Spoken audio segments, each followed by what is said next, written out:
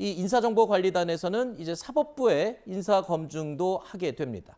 윤석열 대통령은 임기 중 김명수 대법원장과 대법관 12명, 그리고 헌법재판소장을 포함한 재판관 9명 등 최고위 법관 22명을 임명하게 됩니다. 새로 임명되는 법관들이 학계, 법관, 검찰 중 어느 출신이 될지, 이를 통해서 또 윤 대통령의 사법권력 교체 의지까지 확인할 수 있게 되는 셈입니다.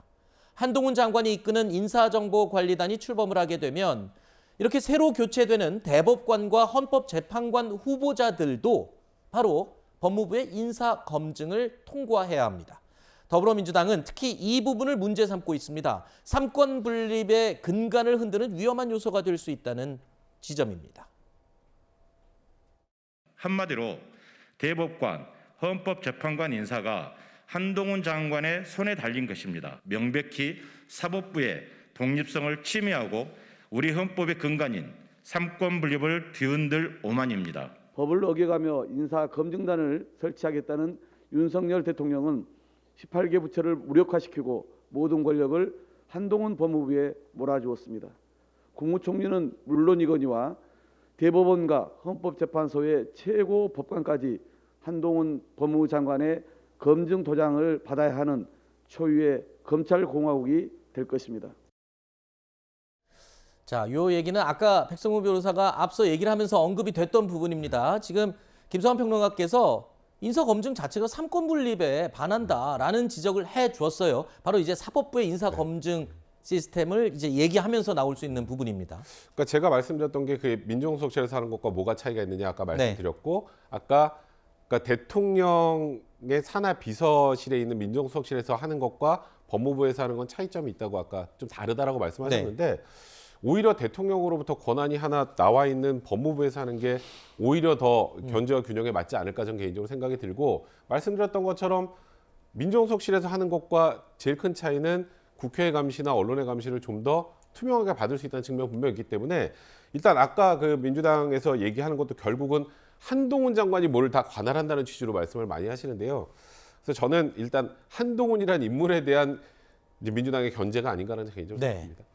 아까도 제가 잠깐 말씀드렸는데요. 상황을 호도하지 않았으면 좋겠다고 말씀드린 이유가 뭐냐면요. 인사정보관리단이 그럼 국회 출석할 거예요? 법무부 장관이 인사검증 이렇게 했습니다. 다 설명할 겁니까? 그러니까 국회에서 감시 견제가 가능하다고 하는 얘기는 제가 볼 때는 현실적으로 말이 안 되는 얘기예요. 그러니까 그동안에 인사검증에 대해서 이렇다 저렇다 말 잘 못했잖아요. 대통령 비서실에 있을 때에도 민정수석이 나와서 직접 얘기하지도 못했고요. 그러니까 법무부로 간다 하더라도 그렇게 하기는 아마 어려울 거예요. 근데 감시 견제 받을 수 있다고 얘기하는 것은 제가 볼 때는 현실성이 없는 얘기다 이렇게 생각하고요. 그 우리가 헌법재판관들이 대통령 파면하는 장면 봤잖아요. 헌법재판관을 법무부 장관 산하에 있는 인사정보관리단에서 검증을 하겠다는 얘기예요. 이게 잘 납득이 갑니까? 그리고 재판받을 때 한쪽에 있는 건 검사고 다른 쪽에 있는 거 법관인데, 법관이 인사검증을 하겠다고 하는 것도, 그것도 최고 법관을 인사검증을 하겠다고 하는데 이게 맞습니까? 저는 안 맞을 것 같아요. 그동안에 해왔잖아요. 그동안에 이제 민정수석실에서 해왔던 거를 법무부에서 하는 것뿐인데 그게 왜 갑자기 삼권 분립을 반하는지 저는 그 대통령 비서실이 재판을 하지는 않잖아요. 알겠습니다. 잠시만요.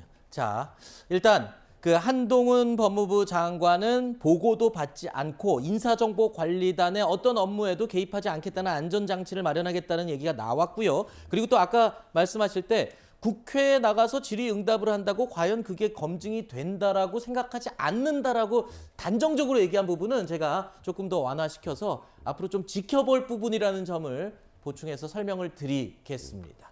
시간 관계상 여기까지만 얘기를 나누고요. 이어지는 준비된 소식을 계속 하겠습니다.